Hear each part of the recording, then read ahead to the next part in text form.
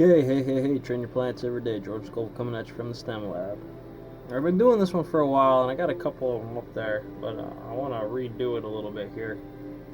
See if I can do a little bit quicker with, lock picking. Um, so basically, take 2,485 here, right? Um, no, I can do this one pretty well. I'm getting better at these types of locks. I got a certain type of thing you got to do with them. They're just regular old cheapos from the dollar store there, the security guards. But man, I'll tell you what, these things are really tricky. They got high security pins in them. They're not super high security. This is kind of that moderate security pin. And this one has bitting where it's got good high lows in it and stuff like that. Master locks are basically no problem compared to these guys right here. These guys right here are a little tricky. The core's real springy. The pins like to drop on you and everything like that. So, some basic tutorial information for you. If and you want to go ahead and get into this kind of thing, it's a good practice idea. It's nice to know, well, for when shit hits the fan, or if you lock yourself out of your house and what have you. And starting with one of these bad puppies right here is a great fundamental base. It's going to teach you some of the things you'll need to know. And away from something like this with good security pins in it, this has got spools in it. They're not big spools, but they got enough of it where it can catch you. A lot of false sets, where you'll move it over and you'll try to bring it back and it'll drop down on you, and other things. But for me, what I like to use is I use regular old hacksaw blades. Now these are going to work on a lot of your standard American locks from what I gather from the information. They're about 25.025, but you might want to file that down for thinner locks, thinner keyways, things where you got that warding. Oh yeah, the warding, that little space that jets in, for the key to groove into. Sometimes you'll have a problem getting a pin up in there, have to angle it in there, and you would want a thin, flexible pick for that. And you're going to want to file that down. Get your calipers or your micrometer and actually put that down to anything from 0.25 to 0.013. 0.0225, 0.013. Again, generally what I like to do is you can customize these whatever, but I think this is a 6-inch space here, and from the middle to the end, and I'll just grind that out with a die bit or a cutting wheel on my Dremel, and I'll just make it big, and then I'll shape it accordingly to whatever I like. And the biggest ones you're going to need for picking is of course a pick extractor in case you break one, which is just basically a little hook. You can see how big it is. Not very big. That's something you got to do on your own. Try to figure out the best feel for you. Try it on a couple of different locks and then work it accordingly. A ball rake, which can also be a pick, but this is more for inertia base. You want to drive them pins up on a rake. A flag, in case you got some side pins that you need to get out of the way, or a sidebar. That's real high security stuff, but nothing you're really going to use, but you can also kind of use this as a pick as well. A real wide base, you get a good grab on something. This also works for wafer locks and disc retainers. Okay, so your skeleton key kind of concepts, but they can still look like standard keys. But beyond all that, your a probe. Sometimes padlocks just have a little safety mechanism in the back of them for first responders, where they can just stick it in there, pop the little latch in the back of the lock, and it'll open them right up. Master lock sometimes has them, those little chintzy locks that look like they're keys. You can just stick something in there and pop them right out. Same deal there, a little probe.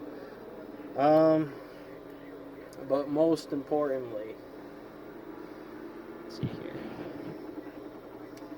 Most importantly are going to be your diamond. Again, this is a rake and a pick. It's just a little half diamond. Kind of wore down a little bit, and that's pretty straightforward. Just got a little bit more meat on it. Sometimes you need that, but basically all it is just a medium hook with a little bit more meat on it. Okay, medium hook. maybe a little bit lower than that, but not quite a small hook. Alright, but a small hook, a medium hook, and a large hook. These are your best friends for SPP and locks. Okay? High-low pins. If you get a chance to look at the key and you get to see it, it looks like the mountain ranges of the Himalayas. Obviously, you might need some of this, and you're going to need to alternate between picks sometimes. Do use it as a logic problem, which ones are binders, which ones aren't binders, which ones are giving you feedback, like fault sets or a lot of crunchiness where you got grooved pins or ridged pins, something basically as it slides up into the keyway there, or the groove between the barrel and the core. It's going to catch on. You thread it. That's what they're called. You thread the pins and you thread the core, or you can just leave the core alone and just thread the pin, and it'll catch. You know, so when you pushing that pin up there, it'll catch every single one of them, and you'll think you got it, and it'll bind them up so they don't push any farther. Where a standard pin would go, and when you got tension on that tension wrench, it'll catch and it won't go any farther unless the series of the other pins. You can overset them, but it'll be just enough where it'll catch. And on threaded pins, you have to work it until you figure it out.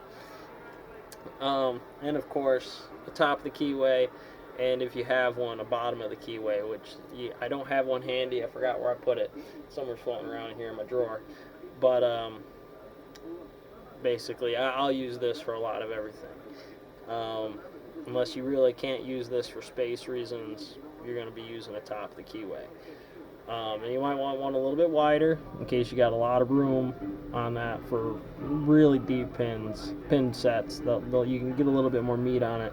The smaller ones tend to fall out more, but this is usually my go-to. It's just not as little. It's a little thinner this way, and it's also a little thinner this way.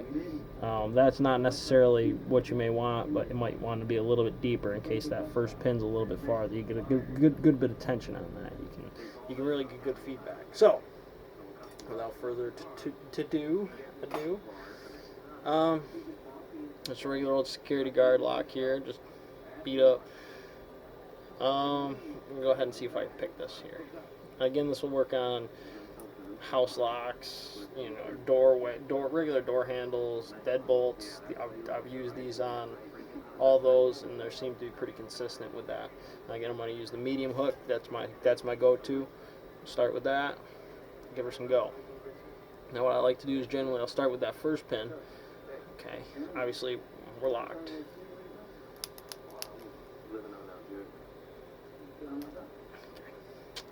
Locked. And I'm going to start with pretty decent pressure on this one. Now again, there's a lot of springiness in this core. I don't know if you're going to be able to see it, but she's got some spring in there. And I got to overcompensate for that. Not all locks do that. This one does. Alright, so we're going to go ahead and pull her up tight. Turn her over. Give her a little tension. Alright, then I'm just going to start with this first pin. Hold it like this here. And I'm just going to go ahead and start pushing on that first pin up. Hopefully you'll see things. Did you hear that? Feel that? Did you see it? That's just where that core pin popped above that, but the key pin didn't quite go all the way. You want to be real gentle about that, because those two things sit together, and as soon as they break that tension, it's going to go through.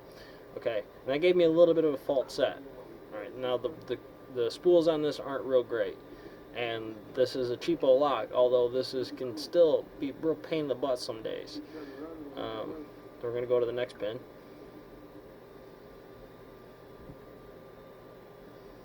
And just kind of generally take your time with it.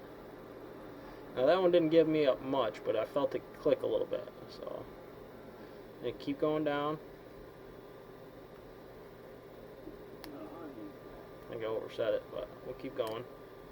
Click, click. Well, that one's binded up. I don't feel nothing else. So sometimes you might want to, after you get that first series, just give her a little rake. Sometimes that'll kick one up a little bit while binding the other ones. It'll loosen things up as well. And we're going to go back through. before we give it up. No. No, clearly I overset everything, so I'm going to let it go. And give it back.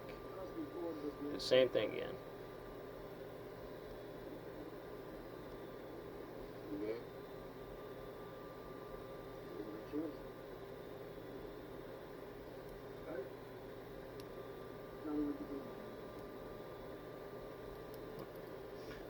Just let it pin up there. You can tell because nothing was given. Not even like a little spring tension.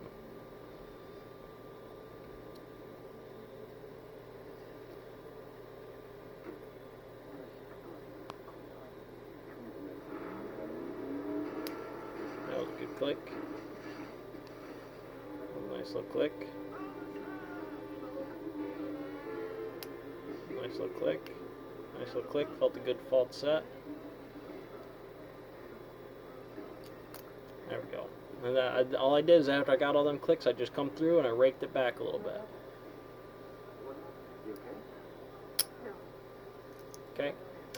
And that's generally what you're trying to do. Don't overdo it. You don't want to get up in there until you've wasted 15 minutes trying. That's another type of technique. But realistically, one pin at a time. One pin at a time. And you're just trying to generally feel it out. Now this one was given up pretty easy for me. Oh, fucking mosquito. Sorry. Butterflies, right? You know. Anyways, you don't want to overdo this stuff. One pin at a time. Use a logic problem. Sometimes don't always start with the front pin. Start with the back pin. Sometimes start in the middle pins. You know, if you've been working them for a while, that's going to help you figure out the core difference. There's a top core, and then there's the core itself, right? And in between those two, there's just little tiny micro differences in the manufacturing of that, where they've drilled into it, where it's just not perfect. Where if they were perfectly perfect, no matter what tension you put onto it, they'd always fall back down. Sometimes on cheapo locks, I got one of them where through whatever reason it hit real nice, and I can't ever really get one to pop up in there without dropping all the other ones back down because they're so tightly aligned, and you have to undo it and get them, and it just takes a lot of practice, a lot of feel, a lot of practice, and a whole bunch of luck when you're doing something like that. But in general, there's going to be a little bit. There's going to be one of them that you can get up in there, one of them that's going to grab, and that's going to hold the rest of them, so you can figure out the logic problem of this one, that one, or sometimes just pop them all right in row or backwards. Alright, so we're going to do this one more time, hopefully before I run out of time. Alright, so put some moderate tension on there.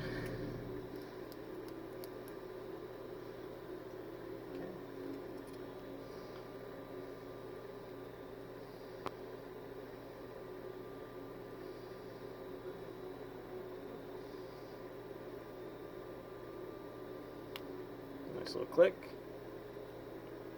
Nice little, that one didn't quite click, but it went.